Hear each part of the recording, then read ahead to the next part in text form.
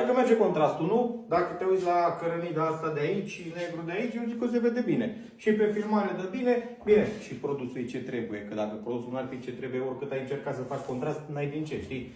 Opel Zafira, ăstea sunt covorașele pentru mașina ta. Dacă ne întrebați, le prezentăm. Cu limbă, da? Să odihnești piciorul, cu margine, fii atent margine aici.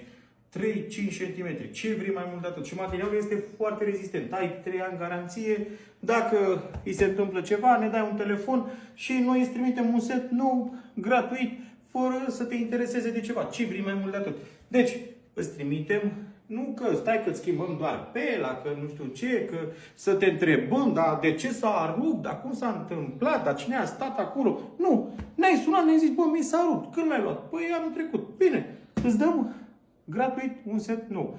Dar nu se va întâmpla asta, că știm că vindem produse de calitate în așa fel încât tu să fii mulțumit. Ai întăritură la călcâiul șoferului, n-ai miros, tot ce trebuie. Mai trebuie, da, să intri pe ptcauto.ro, să faci o comandă, da, să le zici colegilor covorașul ăla din prezentare, de pe peretele cu cărămidă. Cărămida nu e de vânzare încă, da, dacă facem preț bun, avem și cărămidă de vânzare, doar să o cereți voi. Deci, ptcauto.ro, intrați, faceți comandă și mâine aveți produsul acasă. Vine prin curier.